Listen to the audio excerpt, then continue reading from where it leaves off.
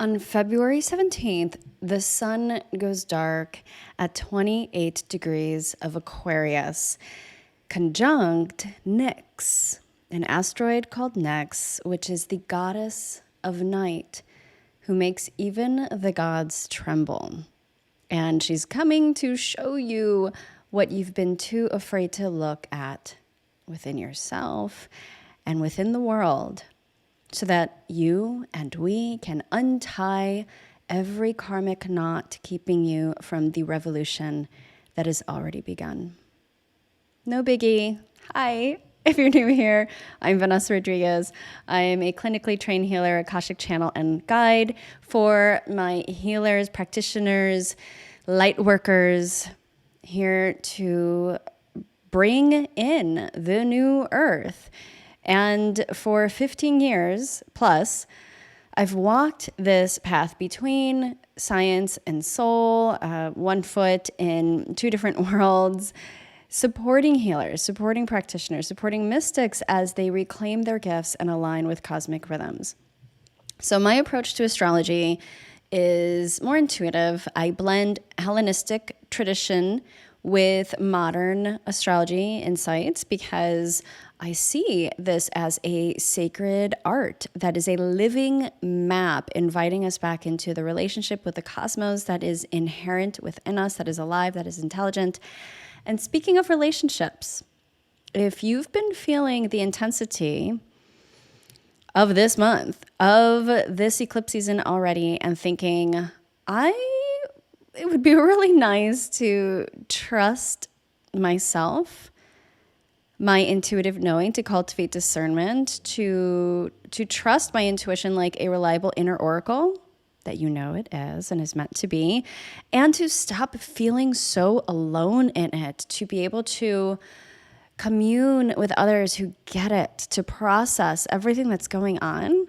I want you to know about Bloom.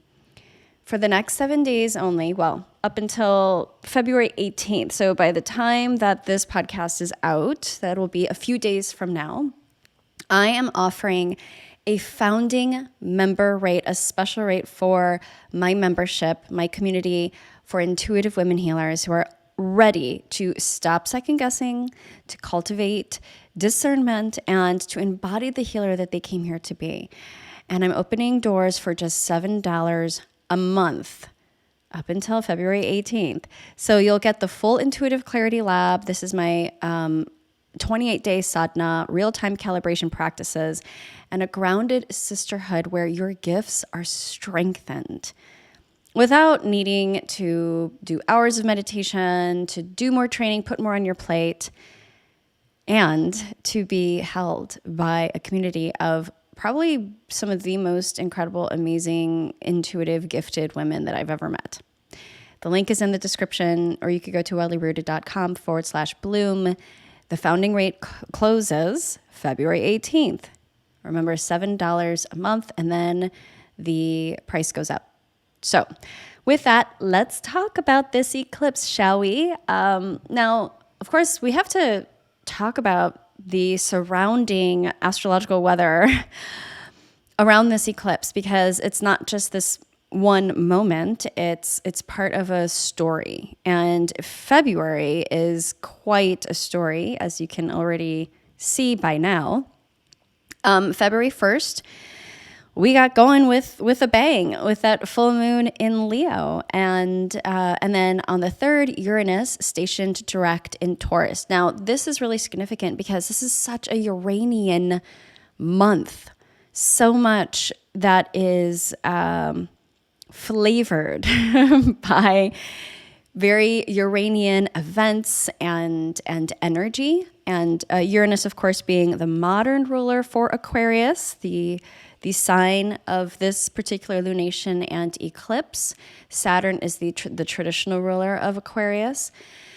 And so whatever Uranus is doing, and we're going to get into like the square with this eclipse in just a moment, but whatever Uranus is doing is very important in relation to this eclipse, and where Uranus is, which currently is in late degrees of Taurus, stationed direct and conjunct Algol, which is this fixed star that's pretty notorious for some gnarly stuff. We'll get into that in just a moment. But when we look at this solar eclipse, it's happening at 28 degrees of Aquarius. It's an annular eclipse, a partial eclipse. So we will see a ring of fire for those of you who could see the eclipse going on. If you choose to look at the eclipse at that time, there is a ring of fire. So it's not a total eclipse. But this solar eclipse is happening again at 28 degrees of Aquarius, pretty close to Mars. That is at 19 degrees of Aquarius. So that's considered a conjunction. And so there's also this very fiery energy of Mars that is happening here, that the fire of emotion, of wanting to take action, of urgency, potentially of conflict, with Mars being the god of war. And this eclipse is in a tight square to Uranus, conjunct Algol, in the late degrees of Taurus. And so Uranus being this planet of revolution, of changes, of surprises, of shock and awe, of earthquakes, unexpected pivots and directions. That's all a part of the story. And of course, we've already been feeling this because we do feel eclipses, especially intensely 2 weeks leading and 2 weeks after. And 3 days before, this eclipse is happening 3 days before, Saturn joins Neptune. Perfect conjunction, Saturn-Neptune conjunction at 0 degrees of Aries, which hasn't happened in, I think, something like 6,000 years. And this is a new moon that is the very first new moon of the year, according to many calendars, including the Chinese year, which means that we are heralding in the new year, the new Chinese year of the fire horse. That fire horse energy, you were feeling it already. And we are officially moving out of the wood snake. So that's serpentine, releasing and shedding of the skins, and now moving into this fire energy and movement, and passion and potential. This is a North Node eclipse. So even though the North Node technically is still in Pisces, this is an eclipse.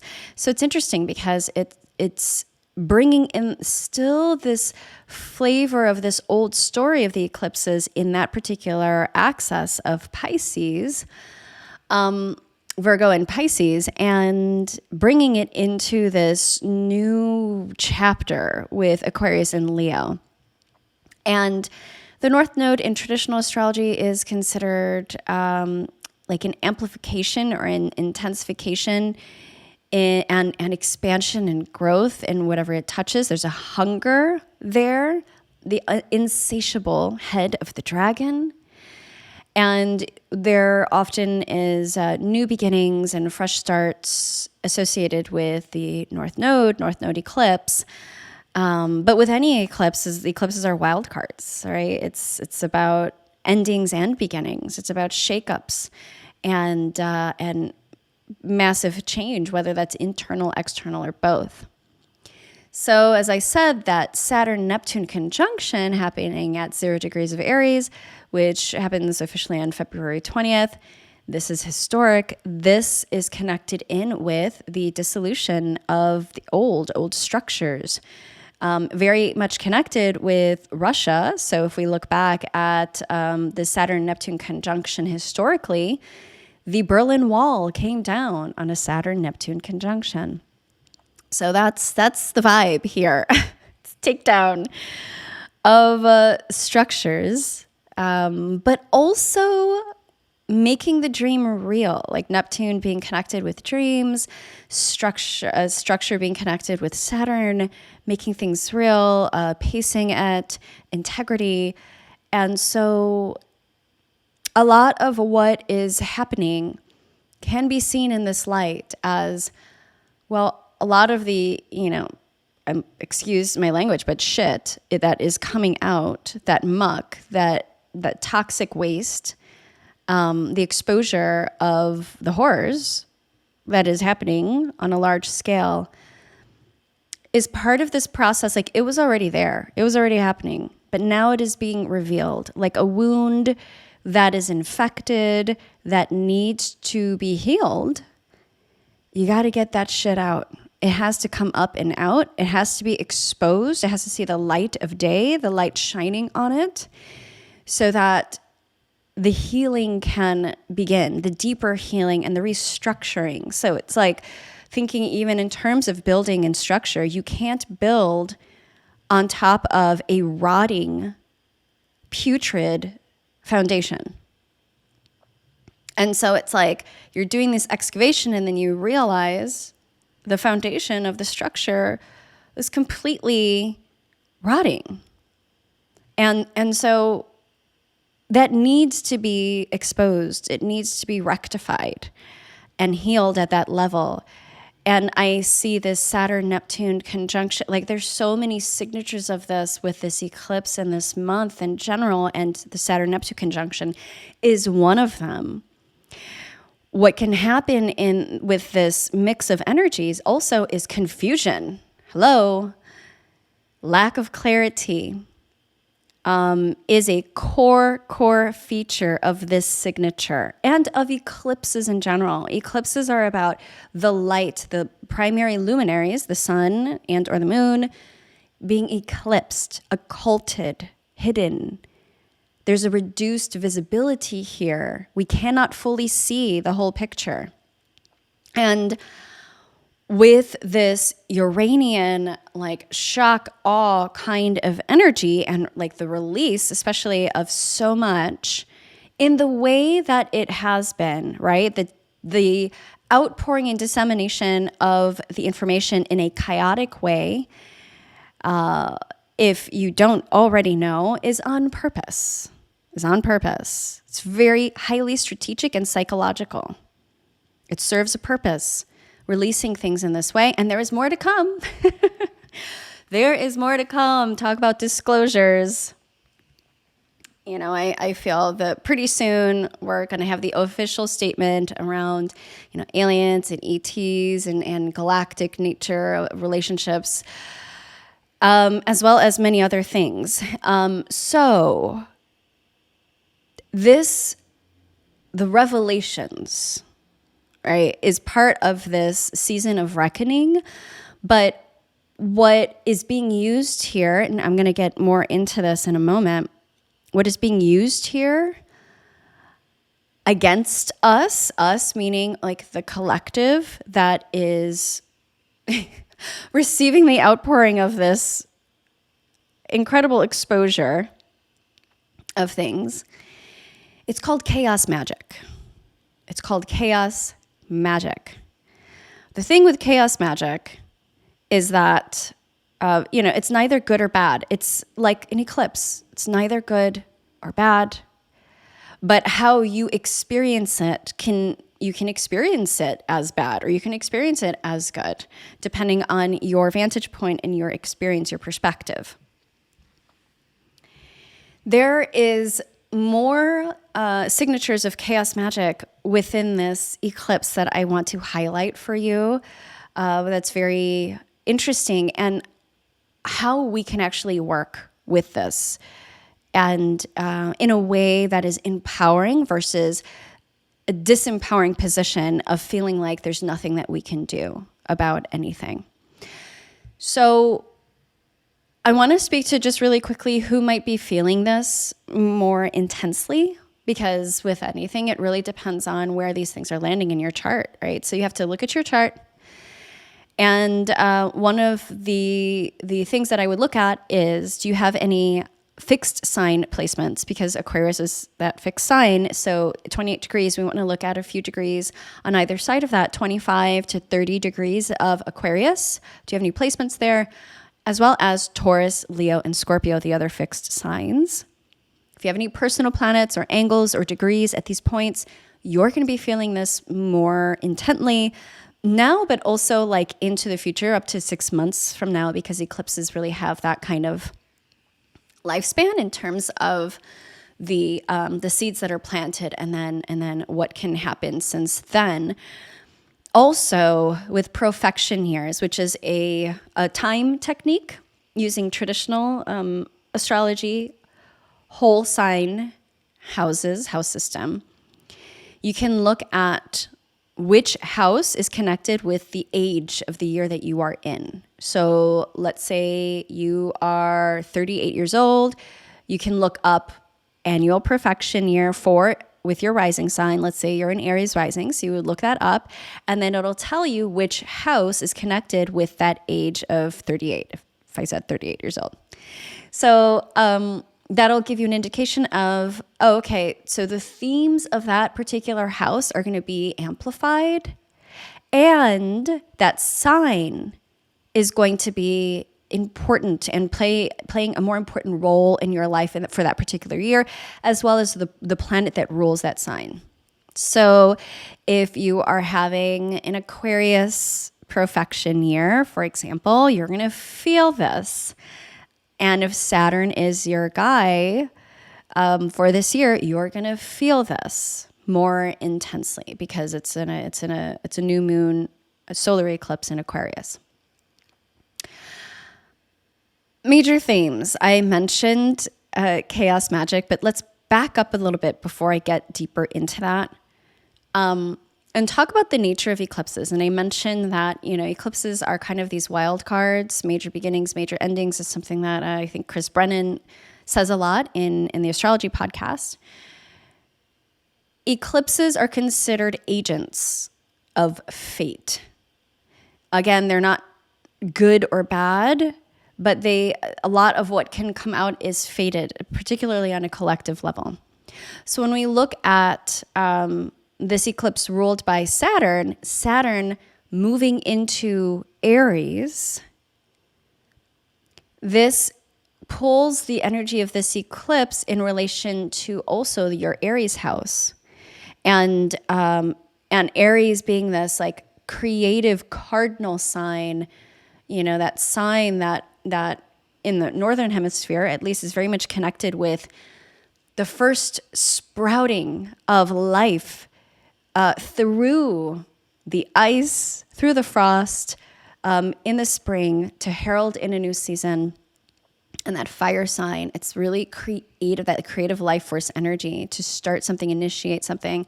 So this could be connected with creations or projects or initiatory things that are going on in your life, and taking a look at that as well. What are you ending? What are you beginning in your Aquarius house, in your Aries house, especially the new beginnings in your Aries house.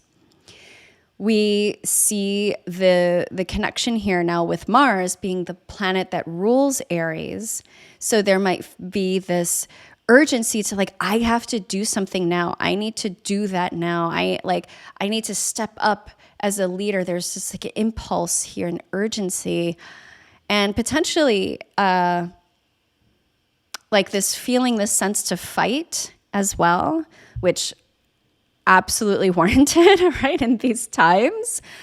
But just know that we have to meet those energies with a lot of grace and pause, because they can be overwhelming. They can take us in directions that maybe we didn't really, our heart's intent was not to go there, especially square Uranus, where it's I need to do this now. And then these unexpected pivots and changes coming that you did not see coming. So I would lean more toward this Saturnian approach of slow medicine. The slow turtle winning the race. It's not that you can't move fast or you can't take action. Just understand that a nuanced, intentional approach to that movement, that action, that immediacy that Mars is really bringing up, I think is going to be really supportive, because you might be feeling like you're pushed by forces that you can't control, or emotionally, and that maybe you're moving before you're ready. And sometimes that's a good thing, but sometimes it could get you in heated water, right? So just paying attention to that, because our emotions are being effed with big time right now. I mean, that's very clear. And that is intentional. That's part of chaos magic. So speaking of chaos magic, lack of clarity, the occulting of it all, the obscurification, the lack of clarity is the point, right? So like I mentioned with the eclipses, the reduced visibility with the luminaries, this Saturn conjunct Neptune confusion, and even illusion is possible with Neptune. In the sign of Aries, it's like historically we have seen Neptune and Aries, especially related to the United States, being connected with war.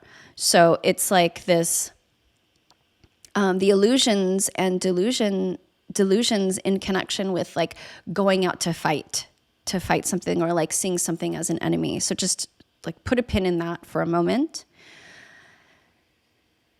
This feeling of what the F is going on, and I feel like I need to do something about it, but I don't know where I'm going or like what to do. I just know that's normal. It's like normal beyond what is happening in the world right now, because it's normal for like this astrology and eclipses of like this nature. Okay. We don't need to know all the answers. We will not have all the answers. Going down the rabbit holes, you do you. Believe me, I've been going down the rabbit holes since 2010. And I have come to the conclusion that while it is, of course, important to stay informed, there's a difference between staying informed and staying regulated, right? So staying in your power and staying centered, and then like being informed, and having the valuable, precious tendril of your attention being sucked by forces that you don't quite understand. Because your attention is currency. It's everything. We talk about this ad nauseum inside of Bloom in the Intuitive Clarity Lab. It's one of the most empowering things that you could do is take back your attention. My mind wanted to go into like the whole landscape of just how this will play out in the world, but I'm gonna hold back today because we got a lot to cover. But we'll have this conversation inside Bloom, so come join us. I want to talk about trusting the process. Now, speaking of chaos magic, when we look at the asteroids, so in astrology, the asteroids are like in the asteroid belt. And one of my teachers, Demetra George, she's one of like these pioneers as it relates to the asteroids and this research around them and how they relate to us in our mundane experience. It's incredible how accurate and precise and like literal the asteroids can be in your natal chart, but also by transit and what goes on like in connection with them. So this north node that is currently in Pisces, but it's a north node eclipse, is conjunct Venus. So we have this, not that Venus is an asteroid, I'm getting there in just a moment, but Venus is conjunct the north node. And Venus is exalted here in Pisces. So amidst this, like the horror that we are all experiencing simultaneously, of course, like that is eclipsing anything that is beautiful and good, right? We're not really seeing a ton of that. That's never really something that is exalted in the news media. It's typically something that is fear-mongering, of course, because, all of media, particularly mainstream media, is scripted and intentional in what they share and the dissemination of information. But I digress. Venus Venus exalted in Pisces is like conjunct this North Node is almost like remember the beauty and your agency, the spiritual knowing, your connection with God, source, creator, within, and care and relationships, the nature, the importance of being in community, of bringing forth harmony, of having values, right? All of those things that we pray to see in the world, in the words of Charles Eisenstein, to create a more beautiful world we know is true in our hearts, that we know in our hearts.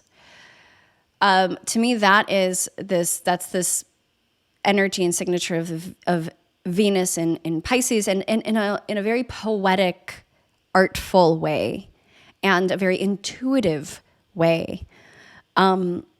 That signature is also built into this eclipse, which is so interesting, right? Amidst everything that's happening. And Venus exalted in Pisces is moving toward a trine to Jupiter, exalted in Cancer. These two highly sensitive, intuitive, like feminine energies of care and love and beauty and values and harmony, nurturance. It's like there's this sense that I get of this chaos magic. One of the ways that we can work with this is to move toward that, centering that, because that's where life is birthed from. That's what beauty, like if we want to birth beauty in this world, that's where we must place our attention.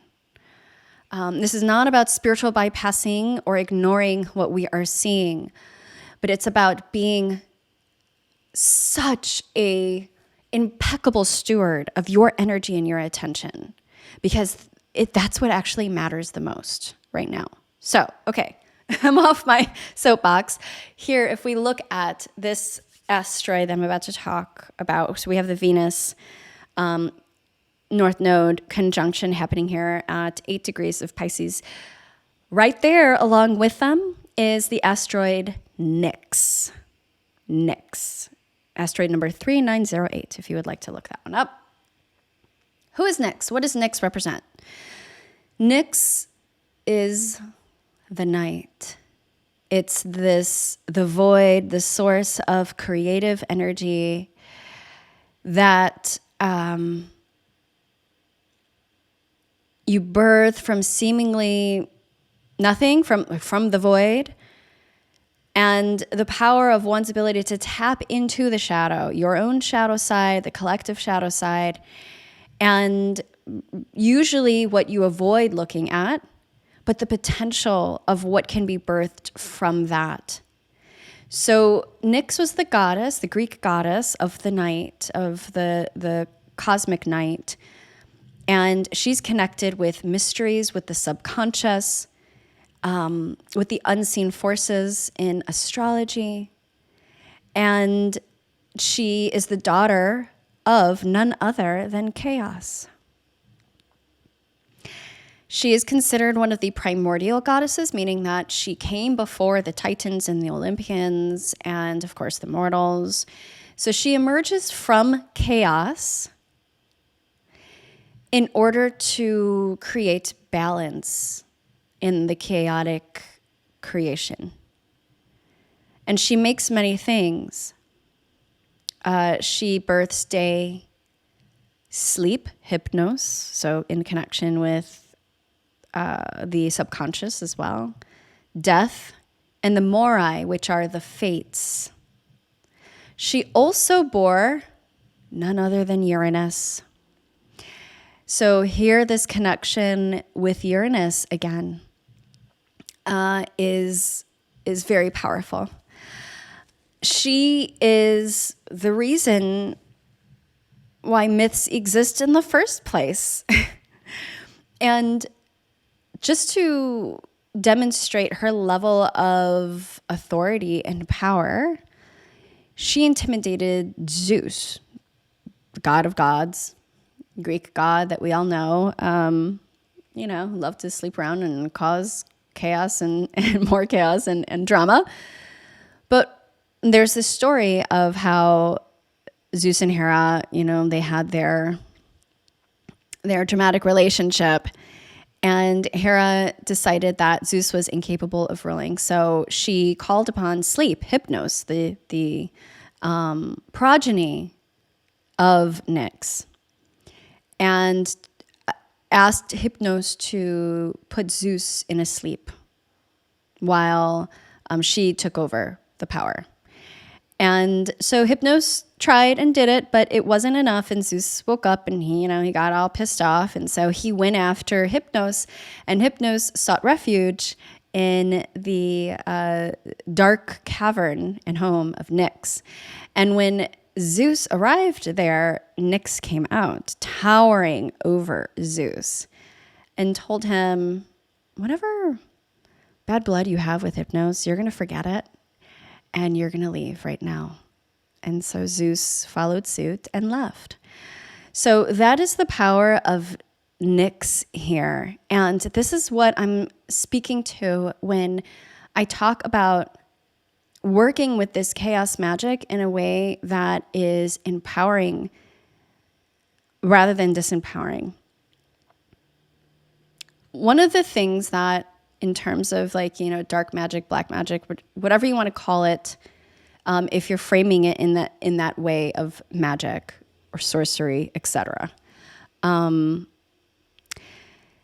of the things that I see, and that this is part of the playbook since the beginning, is that one of the ways to distort perception and reality and to assert one's power is to invert that which is holy, to invert that which is divine and of life force creation.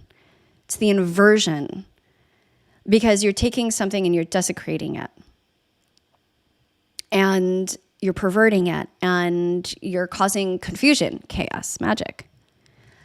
So one of the things that one can do is to reverse that and to reclaim, to right-side it up. And so that's what I'm saying the invitation is for us with this chaos magic, is to reclaim, invert the inversions. There's another asteroid that is very close to Venus in the North Node and Nyx, and that is Pallas Athena. So Pallas Athena is the daughter of Zeus, and she's the only goddess that is birthed from a man, from Zeus himself. She was born from his head. So she's considered the goddess of wisdom, and she's connected with mental creations, artistic creations, things being sprung from the mind, creative intelligence. And she can symbolize, in one's natal chart, she can symbolize one's ambition, right? And that the visible ambition and creations. And also that are socially inclined, so socially useful actions, creations, accomplishments. And there is a connection with serpentine medicine and snakes, because on her breastplate she has the head of Medusa, which is a whole nother story, but it's connected because Medusa's story is connected with Algol, the fixed star that is currently conjunct Uranus in Taurus. So the web, it's all connected. But with Athena, Pallas Athena, she's connected with wisdom. She's connected with talents and creation and gifts, passion. And so it's so interesting because it's there's this birthing story, her birth story, in an unlikely way. And it's springing forth from the mind, this creative intelligence next to this energy of chaos magic and the dark night. But also we have that Venus exalted in Pisces there too. So I'm naming these so that within you, you can start to feel the depth of this particular eclipse energy, of this solar eclipse in Aquarius. And that you might also feel, there might be this inclination, like there's a lot happening in the mind. There's so much, especially with this Aquarian air energy. And with Uranus square, it's like, so being very mindful that we drop into the heart and we work with the mind in an empowering way and support our nervous system so that we don't get whacked out and like we don't go down, you know, the spirals with the thoughts and when we're going down the rabbit holes, if that's what you're doing right now. So being very mindful of that as well. Last thing I want to touch on with this particular eclipse before we get into the all signs oracle readings, which I didn't mention in the beginning, but I'm going to do your sign. We're going to tap into the Akashic Records and bring out my oracle deck and do some readings for your sign. This Aquarius eclipse is happening in the last decan of Aquarius, Aquarius 3.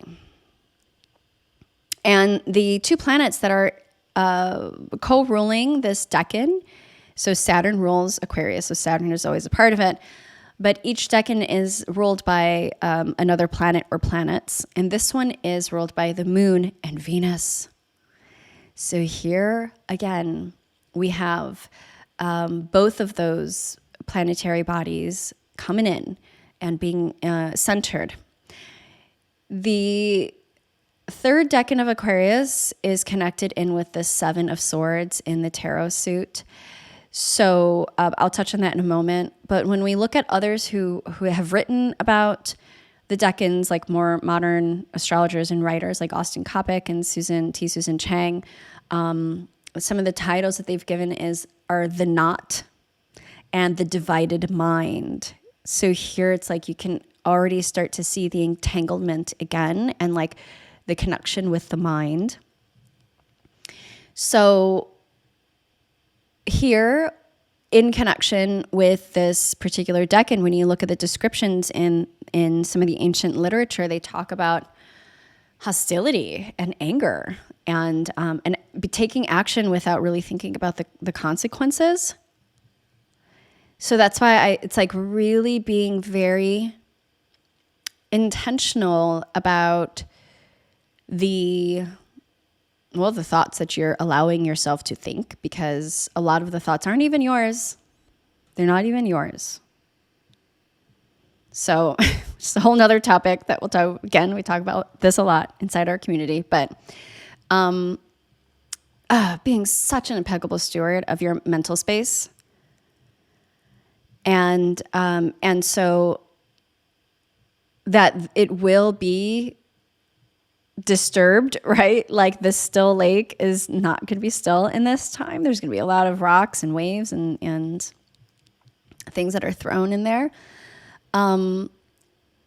But there's this also sense of, with the Seven of Swords and the sword suit having to do very much with the mind and thoughts and beliefs, but also movement too, with this particular card is like there's this connection with being a foreigner in some land.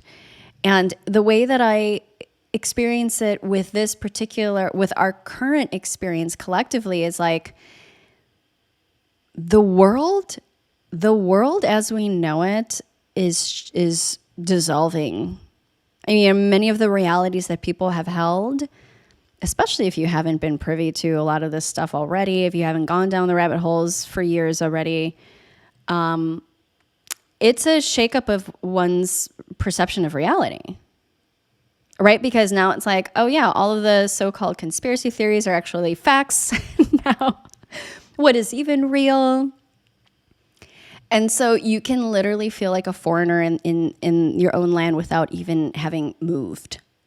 The world that you are inhabiting is far from what you have known.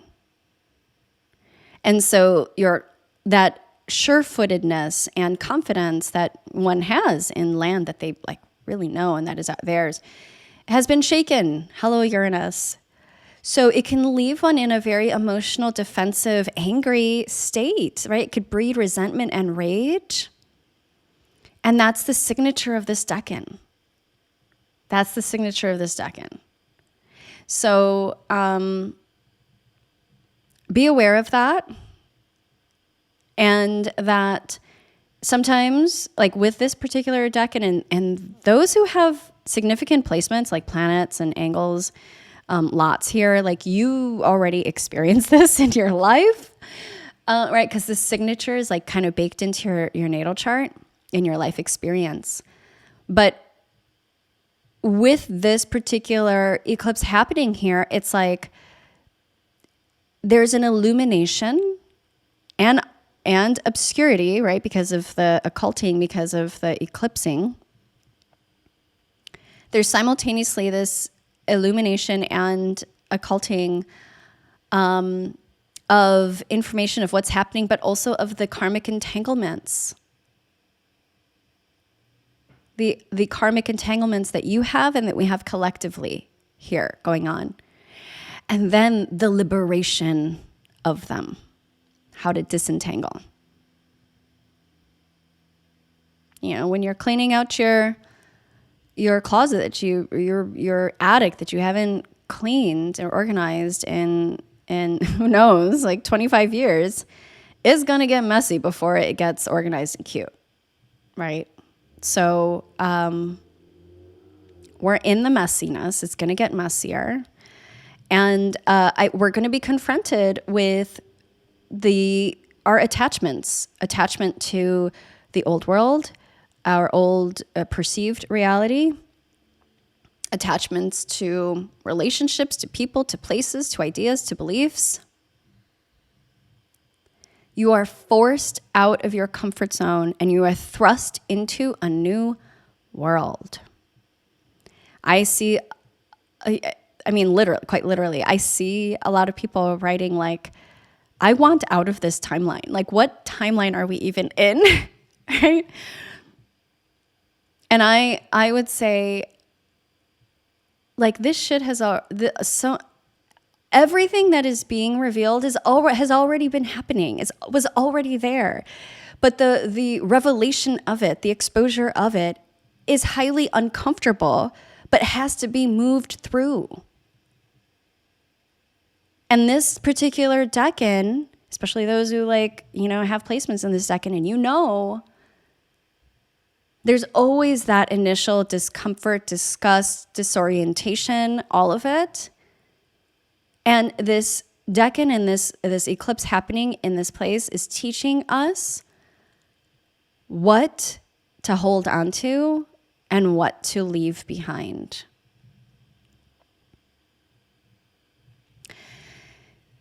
So you may also be feeling yourself as an outsider. Maybe you had been feeling like an outsider, like if you were one who was, considered the conspiracy theorist, or just, I know that I have an Aquarius moon. I feel like I've always kind of felt like an outsider in my own way as well. But I have a lot of healers, of women, of practitioners who feel like outsiders in the world that they are in too, because of what they see, because of what they know, because of what they hear, that they feel like they can't share with their family, their closest loved ones sometimes, with their community, with their professional circles.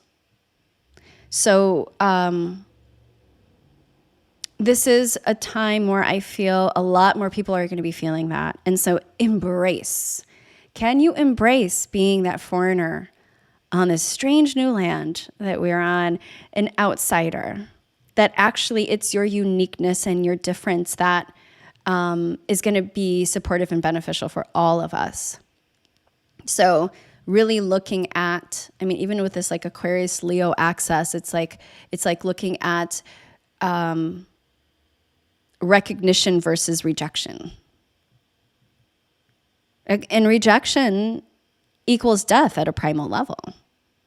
right? So there's a lot of fear of rejection of that, which I know many of us have navigated and maybe still carry. So this is permission to do you, approach your path differently than maybe the status quo or what everybody else is doing as the old world is collapsing. And, according to astrology, it's right on time. That it's more about how you are showing up, who you are being, your coherence, heart, mind, your ability to stay centered and not be effed with and puppeteered and tossed around in a disempowered way. Okay, so let's move, before I get into the all signs, I just want to move a little quickly into the body, because the body is always part of the conversation. And I love medical astrology as well. I like to just weave it in a little bit here and there. And of course with our herbal allies. So when we're looking at Aquarius and this eclipse here, this lunation, Aquarius is the air sign, ruled by Saturn, the traditional ruler. Uranus is the modern ruler, but Uranus is also very amplified here too. What we're looking at in terms of the body is ruled by Aquarius is the lower part of the body. So the lower legs, the ankles, Achilles heel, the shin bone. So like the Achilles tendon, the parts of the body that are the lower, not quite at the feet yet. That's Pisces. But we can also see the electrical body and impulses of the nerves are also connected with Aquarius, as is the circulatory system and systems of elimination. What I see with Aquarius, and I mean, I have Aquarius moon, so I think I could speak to this a little bit more from an embodied way, is the tension and the constriction that can happen. That's the tissue state, like according to the energetic system of traditional Western herbalism. The tension and constriction that can happen, especially like in the electrical body and the impulses. And then if you might feel that more acutely, like in the lower legs too. I see this also in connection with veins, like the varicose veins and hemorrhoids, but nervous system, nervous issues, nervous disorders, hypersensitivity, sensory processing overload, especially in this time. Man, I've been feeling this myself all of February. Like I've been plugged into some kind of like crazy amplification of the electrical systems, magnification. So grounding is so important in this time, especially for those of us who have a lot of like Aquarian energy. Another thing you could see is like restless leg syndrome is like, that's a classic Aquarian issue here too. Calming, centering activities, grounding activities, literally earthing, because it's electric, and that electrification is connected with the minerals and oxygenation of our blood. So like blood is also very important, tending to our blood tonics.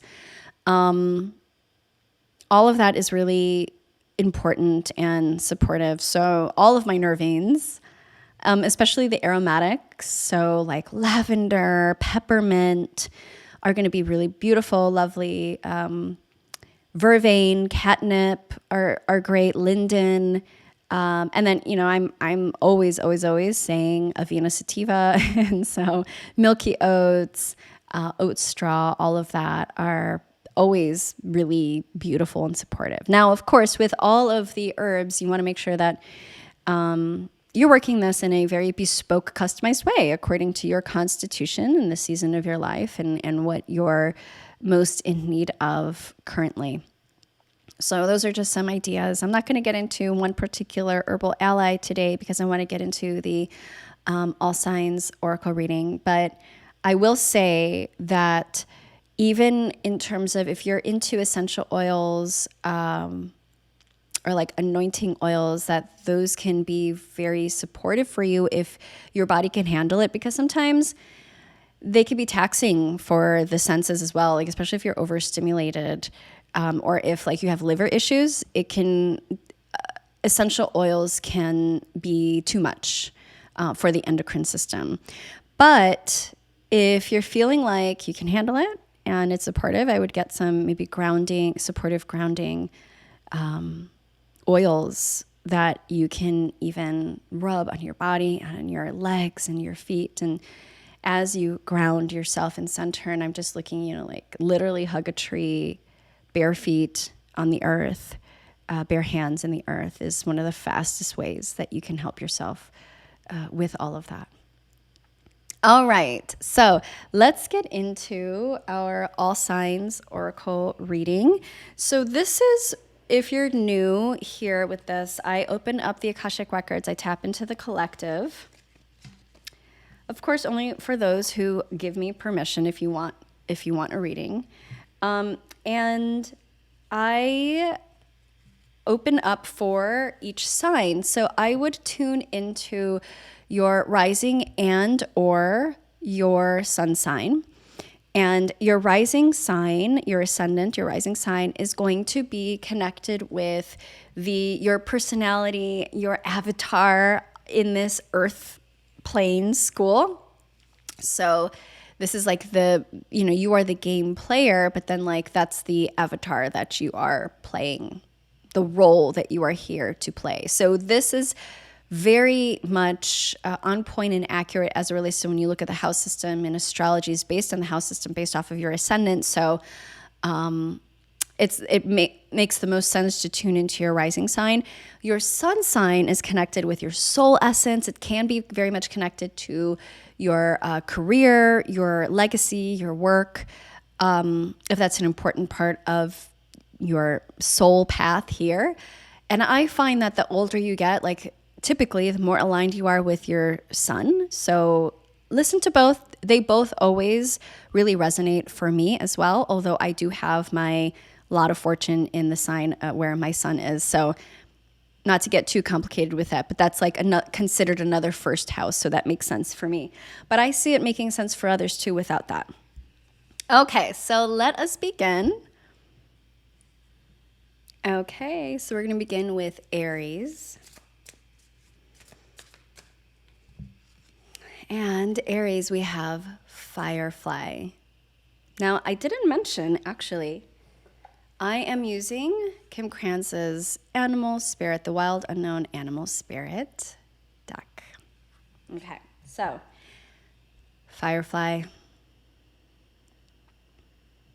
Firefly. Now, let's tune into what that means for you.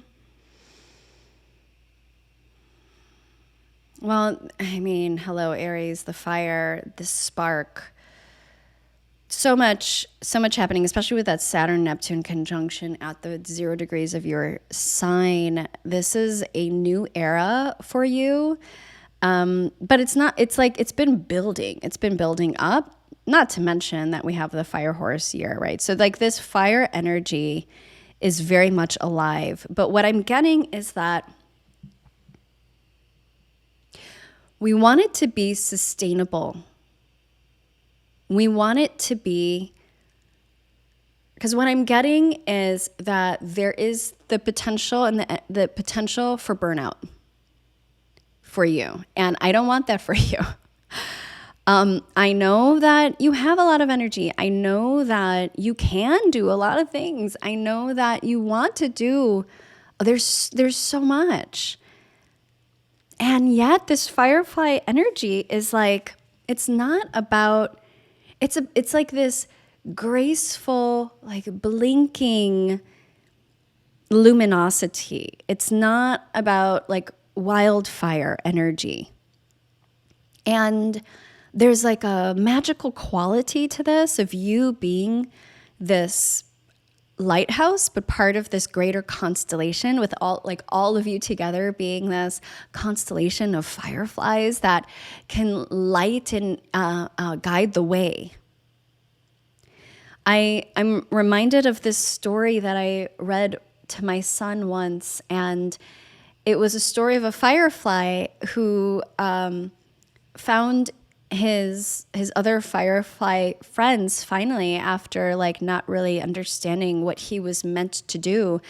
And then together they were able to guide the sea turtles that were just hatched, to help guide those baby sea turtles from their egg on the shore to the ocean where they were meant to go. And they were the constellation of light that led them there. And that's what I'm getting for you, that you are a part of this constellation of light that is here to help assist in guiding others. But have reverence for your light, have reverence for your fire. Tend to it, be that devoted priestess of your own fire of the hearth. And don't take it for granted. You know, like I know that sometimes you could even maybe feel like, but what am I supposed to do with all this fire energy then? How can you use it in a regenerative way? It often means working with your body, using your body in some way, like exercise, movement, because that's regenerative. It simultaneously releases, expends, like you use the energy that feels excessive or that needs to go somewhere so that it doesn't burn you up or make you feel crazy, but also it helps in the like flywheel of creating even more energy that is sustainable, that circulates, that's usable. So that's what I'm getting for you is, you know, tend to that light, to that luminosity. Know that that is part of your role here. And then also working with your body, giving your body some weight. And it's also, I'm seeing for some of you, not just the body, but like helping others. It may not be your project. It may not be like, maybe you feel connected with something, but someone else may have the design, the resources, the time, energy, availability to take something on that maybe you feel very much alive and connected with, but is not fully yours to take on as yours. So like passing the baton or like supporting their efforts. Like that's how I also see this. It's not just about you and you having to do everything. It's plugging into this network and this collective, just like those fireflies that come together. It's not about the one singular firefly that is doing all the work. It's all of you coming together. So that's what I would say for you. I hope that this is helpful and supportive. Firefly energy. Love it. Taurus, tune into your rising and or sun sign, and we are using the animal spirit deck here for you. So let's see, Taurus, okay, we got one here. Raccoon energy. So let me tune in to this raccoon energy for you.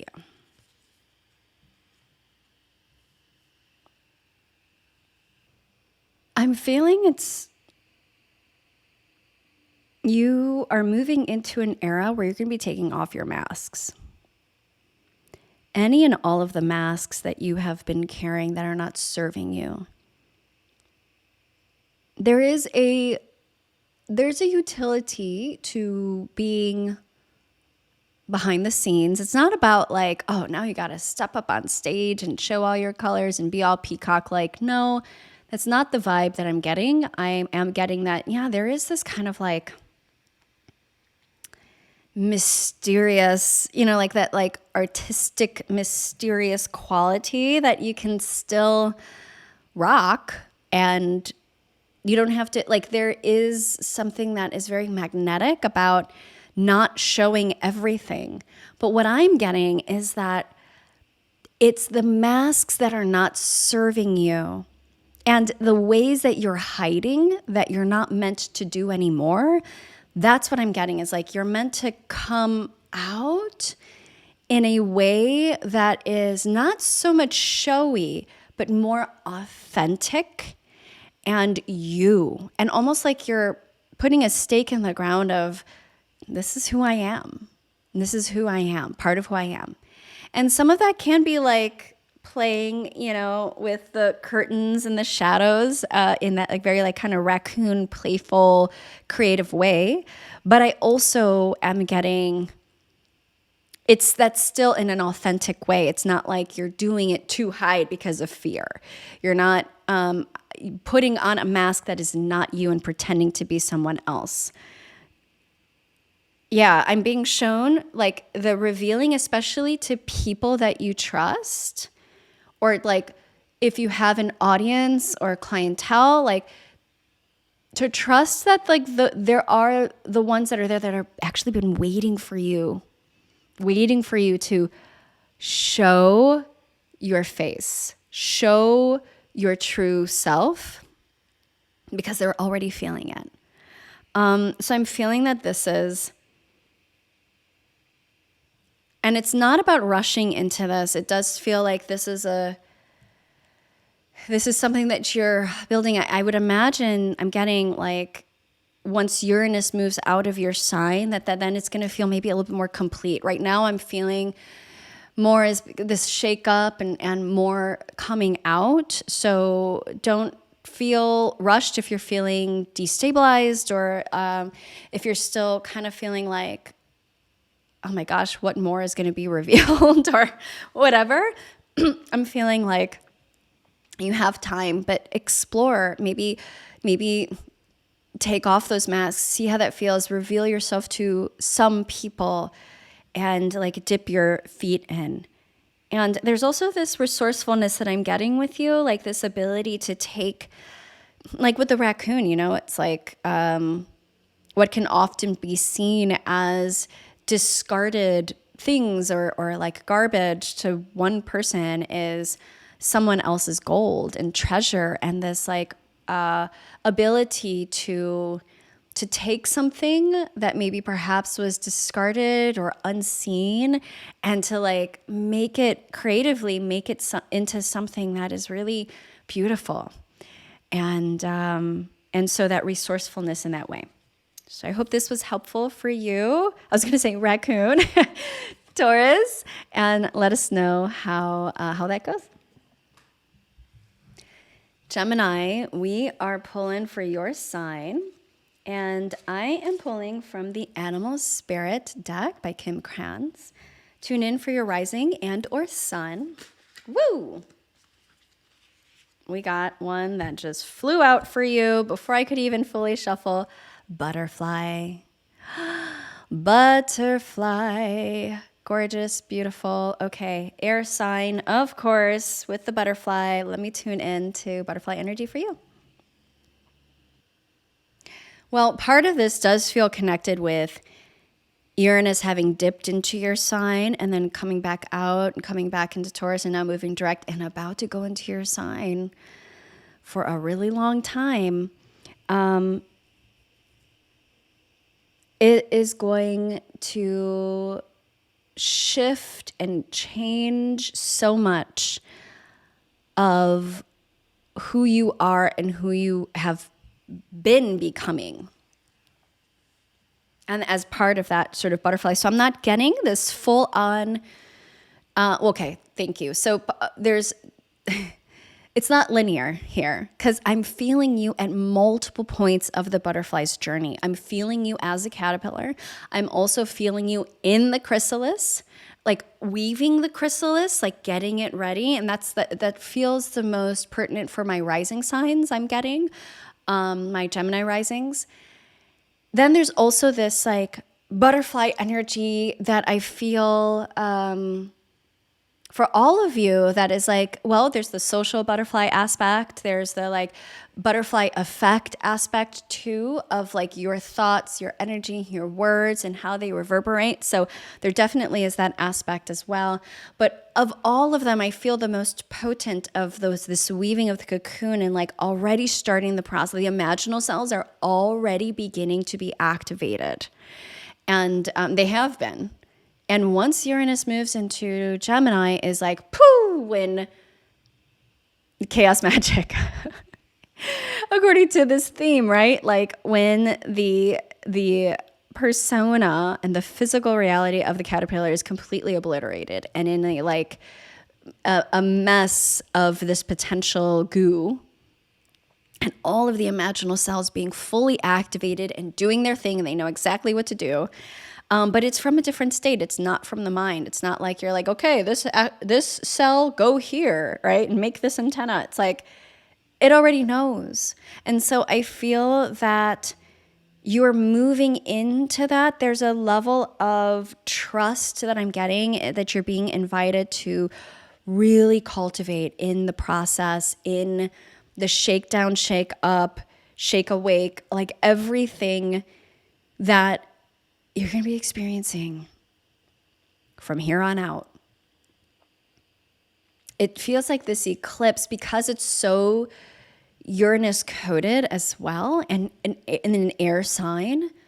So trining your sign, it's the preview, right? It's like the prelude that comes before. And so embracing, I think that this message is more about this is what you're moving into. There's no need to be afraid or fear.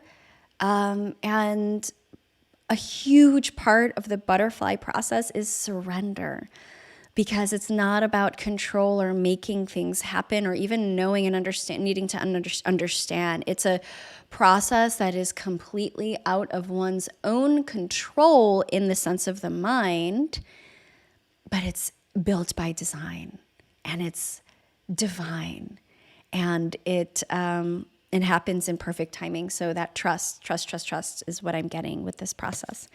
All right. I'm loving you, butterflies, and this energy. I hope that's supportive for you. Cancer, we are doing your sign. I am drawing from the Animal Spirit deck, Kim Kranz's Animal Spirit. So tune into your rising and or sun. And let's see what we got. Sea serpent. Of course. Sea serpent.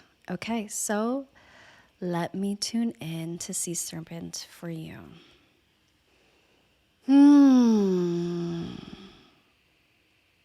Cancer. So with the sea serpent energy, you as such a highly sensitive, emotional sign, guided by the moon, the waters of the body, of the seas, the emotional waters, the intensity that you are able to tap into, and you're probably feeling right now. This is about becoming that sea serpent that is one with the waves. There is nothing that can stop the turbulence of the waters. That we cannot control. But you can ride the waves in a way that where you are one with the wave. You know, if you're a surfer, and it's interesting because I've only surfed a handful of times in my life, but I feel as a Cancer myself, I felt this in my experience to be true, was that when I felt like I was in flow, where you get into that state where it's not even like you're thinking about needing to ride the waves, it's like you become the wave. And there's something about connecting in with the waters in a way where you remember that you are the waters. All of a sudden, the fear dissipates. The intensity and maybe like the worry that can come with that, all of the emotions that can come with that, they go off into the background. Then the volume turns down, and what turns up is this level of presence and awareness of the divinity, of the oneness, and of one's own power as being this one with this wave, one with the waters, the oceanic waters and depths. and the sacredness of water, that consciousness of water as well. The waters within one's own body. Now, Jupiter has been moving through Cancer, and it has been a bit turbulent, even though Jupiter is the great benefic and exalted in Cancer. There has been so much happening in the rest of the chart and in connection with that, and Jupiter going retrograde and now, then moving direct, is the waters have been disturbed. But it's purposeful. It's for a reason. And I'm feeling that this is like a karmic lesson for us. There is a depth in the knowing of who we are amidst these waters, and almost a deepening of our capacity to perceive and to hold and to ride these waves. When it comes to our lived experience, this feels very connected with our emotional body. And so, relational, because, we can connect it to the second chakra, center. It's a kind of relationship center. It's also emotional. In the lower expression, it can be that very like primal emotion, like you don't have control over things. But in this like higher expression and evolved expression of that, it's relating in harmony. There is an autonomy and a sovereignty, but there's also like a relating in a good way. And that doesn't mean that like you quiet down the intensity or that you don't allow yourself to feel like deep feelings. It's actually allowing yourself to feel the depths, but not in a way where you drown yourself in them. So there's something here around this. You have been in this process of stepping even more into your ability to sort of master this realm of the emotional acuity, intelligence, perception, and like the intuitive knowing and understanding, like yourself as a channel. But with that, as you do that, and the amplification of your capacities comes a lot more that you receive. And so it's also about expansion of your capacity to hold and discernment around what is yours, what isn't yours, to work with, to move with, to alchemize, and how to do so in a good way. This feels like, again, moving into mastery with that. And I feel that that's part of what Jupiter is doing. Jupiter moving through our sign it's this remembrance and almost like a tuning up of the frequency and of our abilities so that we can use them and work with them in the highest way in a time where it's really, really needed. But we got to tend to our emotional shit first, right? So I feel this is, again, just a reminder and really beautiful. I love this card too. A really beautiful reminder of the process you already know that you're in. So I hope that that's helpful for you. Leo, you are next, my dear. Tune into your rising and or sun sign. And here I got elephant for you. We are using the Wild Unknown Animals Spirit deck. And this is such beautiful cards. Elephant, fire sign. So let's tune into elephant for you. So a few things that I feel this is connected to astrologically. We have the eclipses on this axis now already begun with this Aquarius eclipse, even though the North Node is, the North Node and South Node are still in the Pisces Virgo axis, will move into the Leo Aquarius axis. And so it's already begun. So you're going to be having an eclipse in your sign, and Jupiter is going to move into your sign this summer. So there's a lot of emphasis here on your sign later this year. Already right now, though, we're feeling it. And one of the things that I'm getting is like, so this elephant and this fire energy, this is unstoppable. You know, this connects with Ganesh. In the Vedic lineage, the remover of obstacles, although Ganesh was also a playful trickster at times and would bring forth obstacles to set in your way in order to steer you where you actually needed to go, and for you to learn the lessons and to grow from that. But ultimately, and I'm hearing, if you have a relationship or are curious about working with Ganesh, like doing maybe a sadhana with Ganesh, a devotional practice, maybe where bring in some chants with Ganesh. But there's something here around the wisdom in you that's already inherent in you, that is now coming out, that like life experiences, the world state, certain situations, and even just fated, unexpected things that are coming with eclipses and all of that. Jupiter, that great benefic, is coming in to bless your sign this year, later this year. And so it feels like amidst, I think what we can perceive as like really intense and questionable timelines and times, experiences of our reality. And then I feel like this intensification is only going to continue into 2027.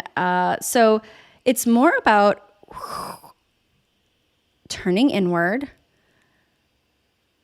The questions that you have, of course, remembering that you always have connection to the answers through your own channel, to the divine, your direct connection in line.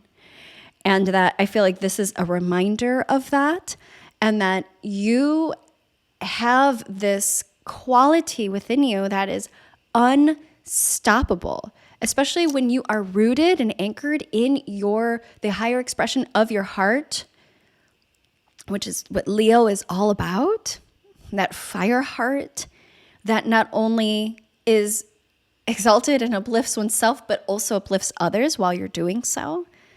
That you have this capacity and energy to not only remove obstacles for yourself, but for others too, through your wisdom, through your fire, and through your heart, always, always, always anchored from the heart. So there's something here about, also I'm hearing dependability, like people can depend on you, and also looking to others at who you can depend on and coming together. There's something that I'm hearing around that. Depending on oneself as well. There's like an independence kind of energy, a belief in oneself. And I'm also hearing the nature of elephants is also family, community, herd, and it's a matriarchal community, herd, led by the mother. And that she doesn't do this alone. She works with others. They come together. They protect their young. They create strong bonds. They remember. There's something about like working together closely, close-knit, having your people, your family, chosen family, birth family, and that you're stronger together. You're stronger together. So there's something in connection with that as we move into this next year. I feel like your role, you're going to really step up in your role of being that for either your family or community or those that you serve and within yourself. So I hope that's supportive for you, Leo. Virgo, please tune into your rising and or sun sign. And I am using the Wild Unknown Animal Spirit deck. Beautiful cards here. Woo! Flew out. Hawk. Hawk. Air energy. So let me go ahead and tune in to that for you. Hawk is one of the great messengers. You are one of the great messengers. The hawk sees through God's eyes and is the deliverer of the divine message. Sees the bird's eye view and also sees precisely what needs to be seen. You have this ability to carry this this perception, hold like multiple perceptions at the same time, but it's not just about holding a perception or seeing. It's about conveying that, being a messenger for that. And I'm also hearing fated change. So there's something about, well, this makes sense too when we tune astrologically with the nodes having, the south node being in your sign for quite some time, and then now will be moving out of your sign. There is, and moving into Leo. So there's something here around like the last bits of fated change, especially with the nodes coming through for you. The winds are shifting. Winds are shifting. There's going to feel I think a lot less intensity once the nodes fully shift. In the sense that, in the sense of like the releasing that has been happening, that like major changes, but what has been set into place will then take hold, and so you're going to work with the changes that have been made. So it's not like there isn't going to be intensity, but I just feel like it's a different quality. But one of the things that I'm getting is like, you are a messenger. You have a divine connection and intuitive. If you haven't taken my quiz, the Intuitive Healer Archetype quiz, I have an archetype in there that is the visionary messenger. That is the essence of what I am getting for hawk energy and for you right now. So whether or not you take the quiz and you actually get that archetype, I am getting that archetype is very much alive for you. And hawk is very connected with that archetype as well. So take note. What are you receiving intuitively? What are the messages? What are you seeing that then you can put together on paper, in words, in your communication? Say it. Someone needs to hear it. Someone needs to hear it from you. So that's my invitation to you. I hope that's supportive. Virgo. Libra, my darlings. All right, tune into your rising and or sun sign, and we got the animal spirit here. Animal spirit deck. So Libra, tuning into your sign. Whew. Be. So let's tune into this energy of be for you.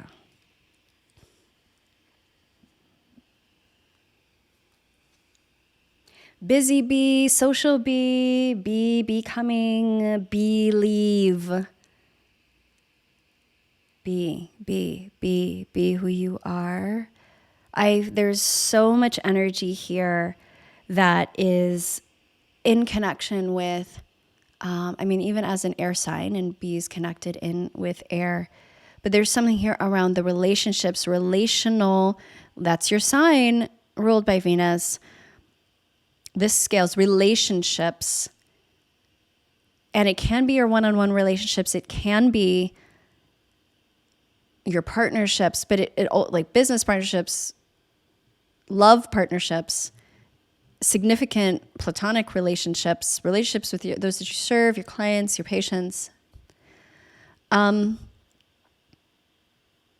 Those feel centered. There also is a busy quality that I'm getting. I want you, though, to not get sucked into like a busy archetype, right? So there's almost like a, can you be in the busyness without attaching to the identity of a busy person? There's a difference, and it makes a huge difference. Because one is like a lot of movement, but you don't really go anywhere or very far. And another is you're holding this state where you can move with a lot of that busy energy and still stay centered and intentional about where you are going and actually go there. So the other thing here is the dance, like they're showing me the dance of the bee and the flapping of the wings and the signaling, the communication through body and through movement. So maybe dance for you. There's something with dance.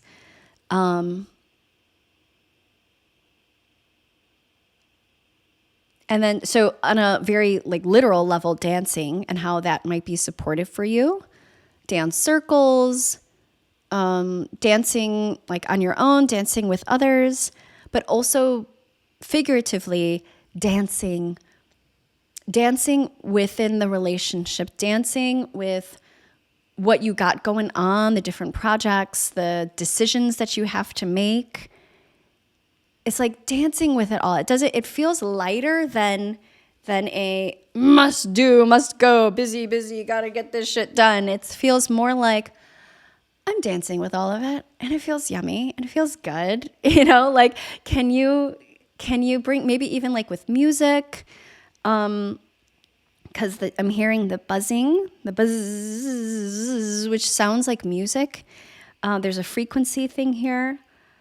You're also an artist. Like, I feel like all Librans, no matter what it is that you do or how you see yourself, I mean, you could say we're all artists and art. But there's a quality here, especially with the Venusian piece, like of having an artistic heart and eye. There's like this creative energy that you inherently have, that like the touches that you bring, right? So like bees are hard workers. They are very dedicated, devoted. They get their shit done. But there's an artistry to all of it. There's a harmony with all of it. It's like in perfect sacred geometry and the alchemy, right? That like with honey and with the hives that they are creating, and the dance and the humming and the relationships, and it just there's artistry woven in all of it. So remember that like no matter what it is that you do, how can you bring in your artistic flair, your creative flair in what is being birthed? That is like, it's that je ne sais quoi that they say. It's like that part that is just nothing else can duplicate it, because it is so quintessentially you.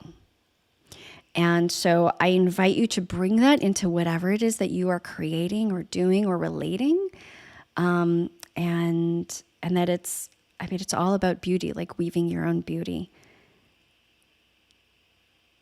And don't forget to rest, because they just showed me a vision of bees sleeping.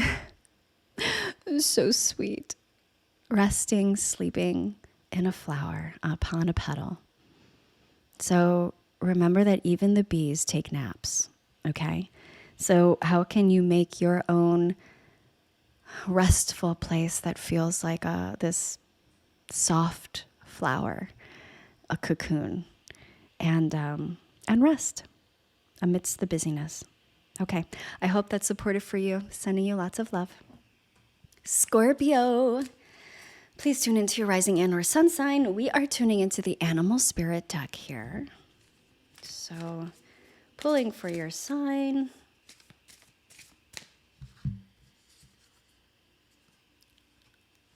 Tarantula. Okay, so there's the card.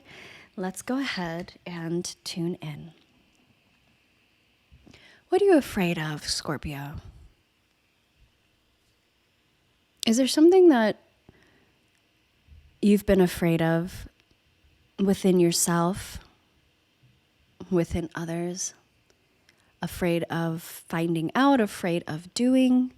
You know, you are not one to back away from the depths, from the mysteries, from getting to the bottom of things. But there's something here, there's something that is telling me either you consciously or unconsciously are avoiding looking at, or that there's just, not that you're necessarily avoiding looking at it, but there's like some sort of fear or avoidance of embodying. And the message that I'm getting is you have such a wealth of intuitive perception and ability to really see and know. It could feel like a lot of responsibility because, you know, because of your perceptive skills, you might be taking in information, you know, that like a lot of other people can't or don't want to know or see. I'm feeling that there's something that might feel like it's distracting, or some kind of story, old story that is playing in the background or maybe being retold.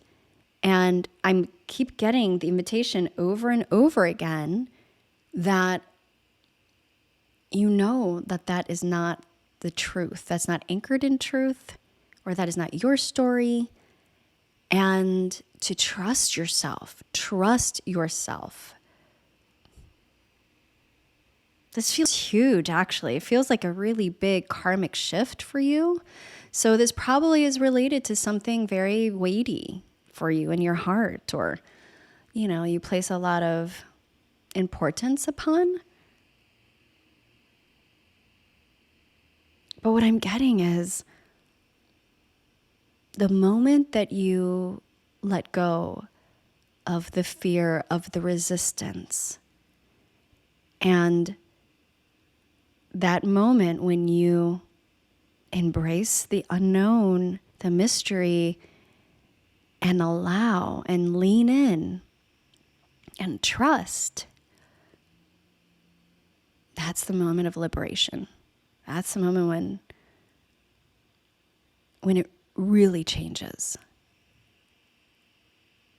This feels so internal for you. It really does feel like maybe this is something you're moving through privately. I know you're a very private sign as well. But this does feel something that you're holding close to your heart. So whatever it is, that you can work with somebody that you trust to help assist you, but it really does feel like it's an inside job. It's you. And so getting very honest with yourself, believe in yourself, trust. And I'm hearing allow yourself to let go.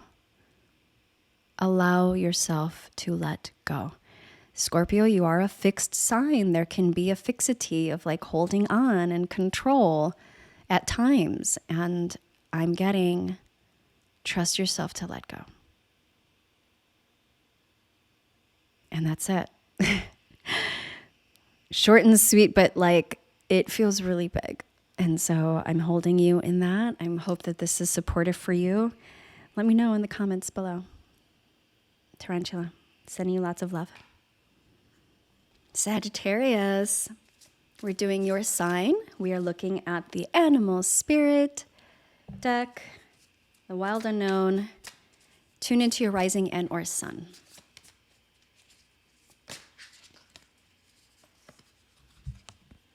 Shark. Shark.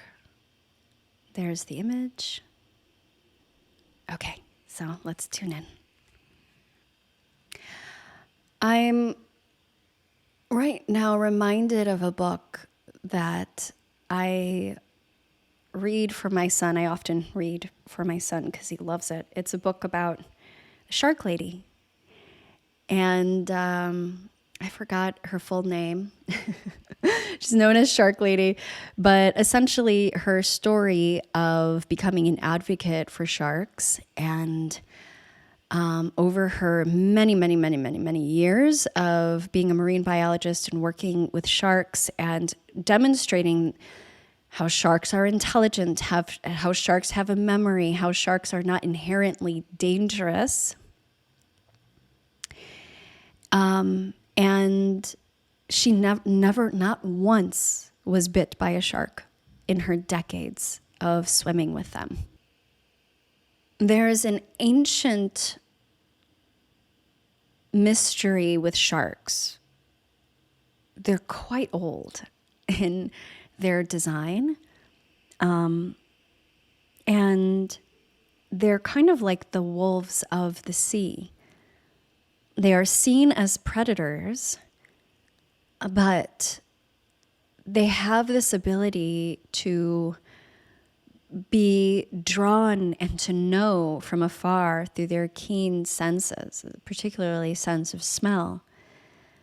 And there's something here about going for it, not being afraid to be who you are. And the parts of yourself, like acknowledging and accepting the parts of yourself that maybe you may have a good relationship with, but maybe you feel like others may not. You know, this could play into hiding certain aspects of yourself, not sharing certain messages.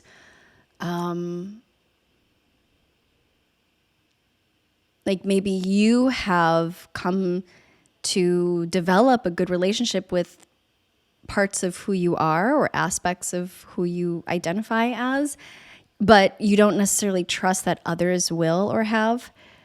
So this feels like it's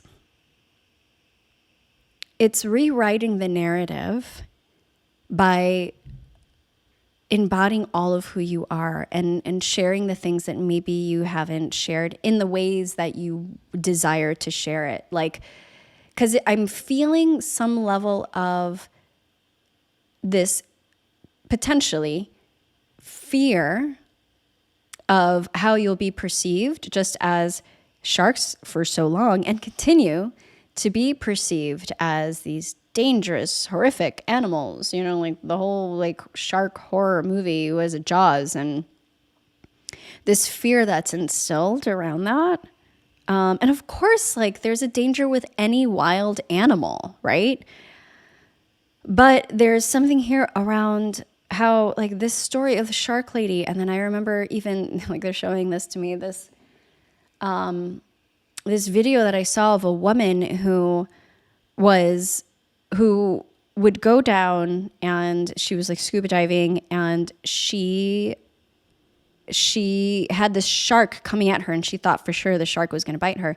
But the shark was basically showing her that it had a hook in its mouth and it needed help. So she bravely stuck her hand in the mouth and took out the hook.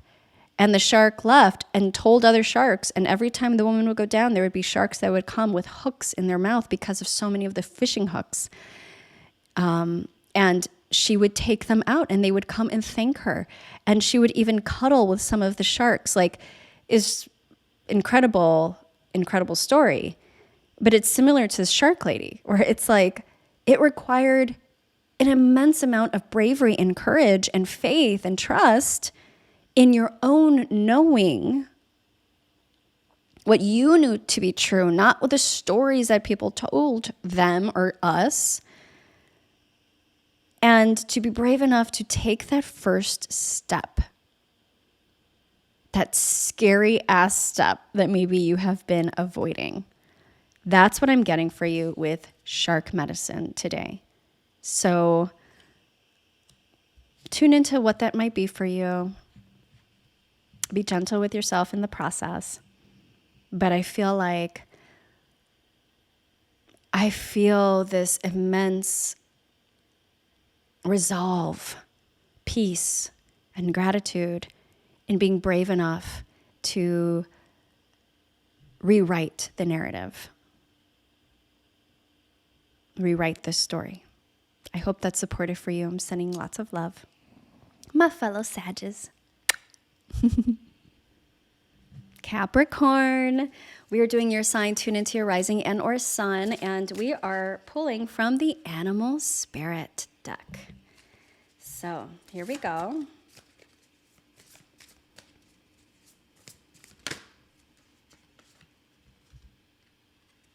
Bat. Okay, there's the card. Let me tune in. Like the bat, I feel you moving through the night, stealth, and using your faculties of perception, your subtle faculties of perception.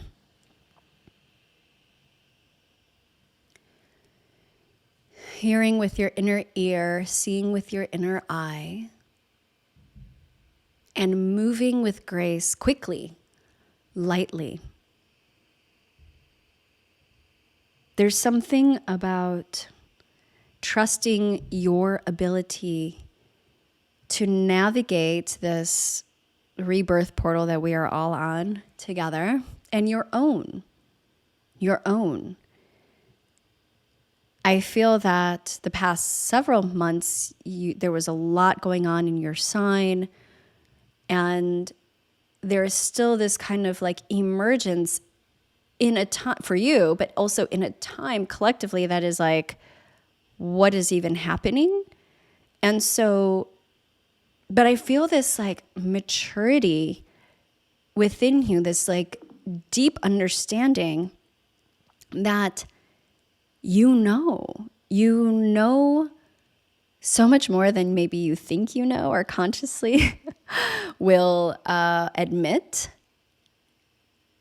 And can you sink even deeper into that? Can you even turn off the lights and attune to your subtle faculties of perception? You'll notice that sounds will seem louder, that you'll start to see things in your inner eye. Even, for example, a dark room retreat, there's a purposefulness behind training one's sensory faculties in the dark. So sensory deprivation is, that's one pathway to enhancing one's subtle abilities, but also for navigating the unconscious. So this could also be an invitation, not only like for some sort of dark retreat deprivation, sensory deprivation process tank, like a float tank. So maybe if these aren't calling to you, you can experiment and try these out. But simply turning your lights off in your home, going under the blankets. I am seeing candle gazing as a supportive practice, but the point here is to commune with what you already know and almost like to go even deeper into that so that can help you to navigate very quickly the many changes that are coming and this continuation process of your own rebirth. Rebirthing that has been happening for quite some time. Let's be real. And also so that you can be a guide for others too.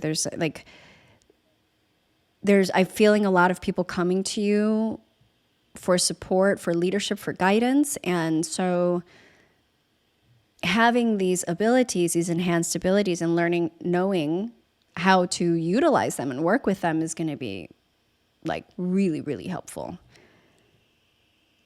I'm also getting this. So as Saturn moves into Aries and hits that Neptune right at the 0 point of Aries, that's really significant for you as you're being ruled by Saturn. That has that same energy of like, Neptune being this highly intuitive spiritual sign, but also potentially of illusions. You can learn to navigate all of those illusions by supporting and enhancing your subtle perceptive faculties, your higher intuitive faculties, and being able to navigate in the dark quickly with grace. With this nimble quality is what I'm getting. And then that not only will help support you, but it's going to help so many others that you are also serving, helping, guiding in your life. So I hope that that's supportive for you, my dear Caps. Aquarius, this is your lunation, eclipse. A lot going on here for you. So let's tune into your rising and or sun. Woo! Flew out. By the way, I'm using the Animal Spirit deck from Kim Krantz, Wild Unknown. You got dragon, baby. Dragon. There's the eye of the dragon. Such a beautiful card. All right, my love. Let's tune into dragon for you.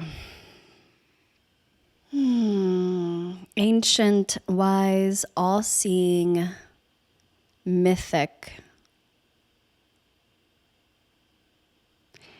And guiding in every era of significant change. Dragon is with us, is within you.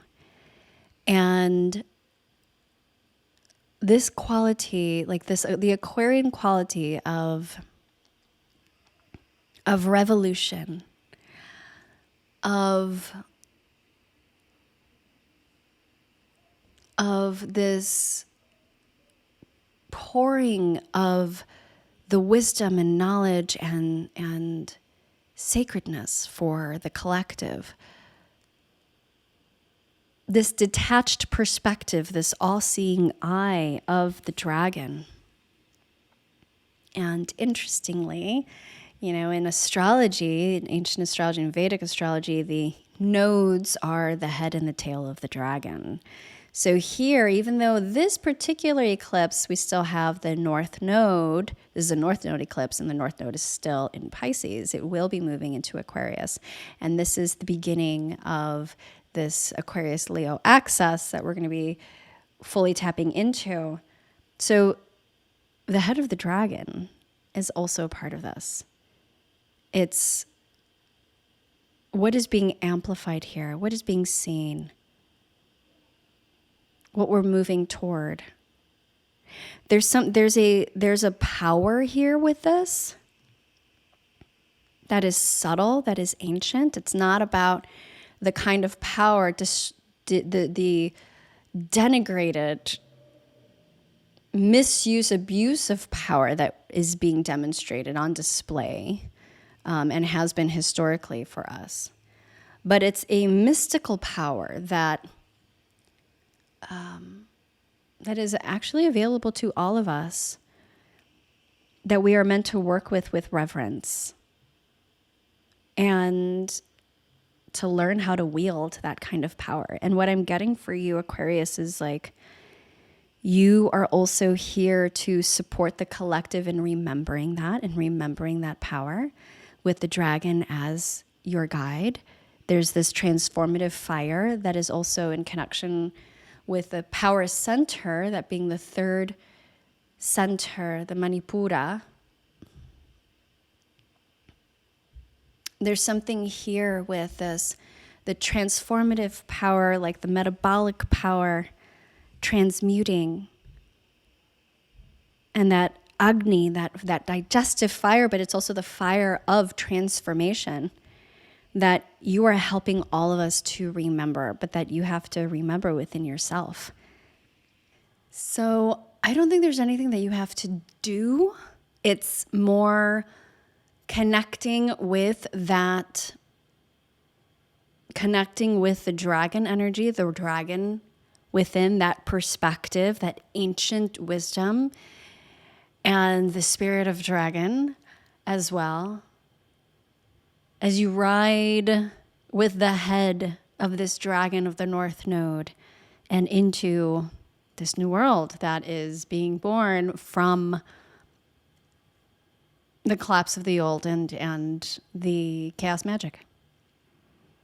I hope that's supportive for you. Let me know in the comments how it all lands. Would love to know. Pisces, we have your sign, my dear. Tune into your rising and or sun sign. And today I am using the Animal Spirit deck, the Wild Unknown.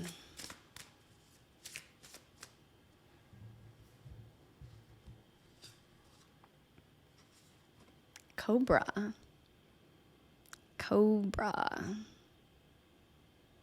Okay, let's tune into this for you. There's the card. What I'm getting with Cobra energy here for you is, well, this North Node is in your sign. This North Node that is part of this eclipse. And conjunct Venus, conjunct Nyx, the goddess of the night. And there's something here around I'm being shown as the Cobra rises, like sensing. There's this steadiness in what you are sensing, that while everything is being exposed, is arising. What is arising within you? What is arising within the collective that is maybe not fully perceptible to the rest of the masses, because you're this intuitive, sensitive sign that can feel it, and there's so much energy happening in your sign of Pisces and has been. So there's something here around this, almost this sage-like quality that is arising from within, from your ability to perceive, and allowing that to be your own teacher as it informs you and your teachings and how you show up as teacher for others. There's also this I'm getting like this very rhythmic energy of that serpentine energy. It's interesting, right, that we are leaving the year of the wood snake, but I'm feeling this with this Cobra and this serpentine energy for you, that it's part of this cycle. And as Saturn fully moves out of your sign and entering Aries, man, there has been a lot that has been restructured over the past 2 to 3 years for you.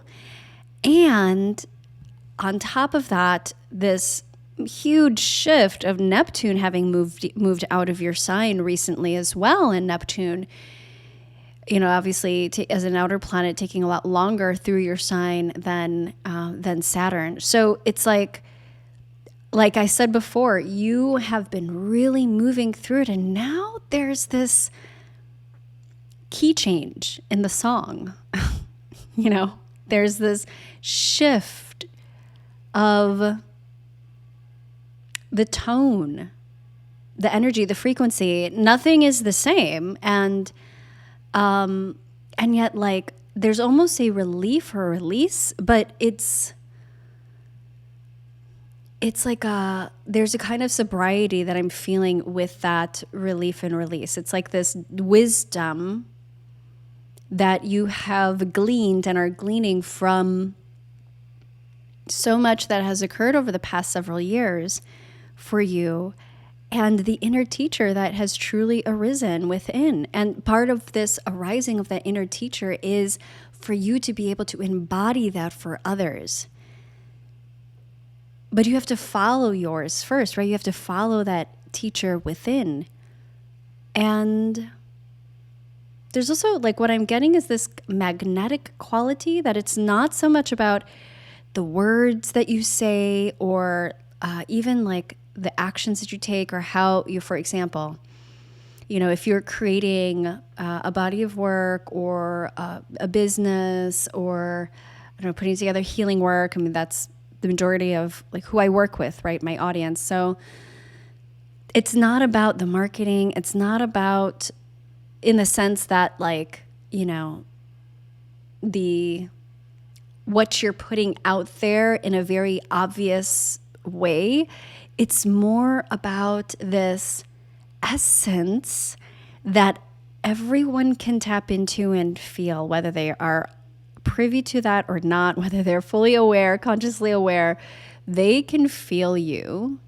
And so there's like no hiding anymore of who you are, and that embodying it is part of the magnetism that's going to support you in calling in your people, calling in the students, and calling in the teachers that are here to support you as well in your next level of this this new chapter in your life, and this next step that you are taking. So there might be even some, I'm feeling like some last little bits of the subconscious pieces that are maybe releasing, alchemizing. And so being very present for that, being with that, going with that flow. It doesn't feel like it requires efforting or like, even more action. It feels like it's already happening. So more just being very present, aware, and standing tall in that, in your presence and awareness of the unfolding that is already occurring. And I feel like so much of that is not, there isn't like this practical step-by-step, here's what to do, here's what it's actually going to look like for you. But that feels appropriate because I don't think that I can fully describe what the process that you have been in and what you are moving, like graduating from, essentially. But I hope that that's helpful for you. Let me know in the comments how that lands. I would love to know. All right, so that is what I have for you. I hope that these are supportive. Again, I welcome you with open arms into our community, Bloom, where we are having deeper conversations about these times, this eclipse, and all of the nuanced aspects of being a healer and intuitive in this time, and to support one another. And I have, for the next few days, the doors are open for just $7 a month. Come join us, wildlyrooted.com/bloom. And until next time, I'm sending you lots of love. And I hope that this was supportive for you. Until the next episode, be well.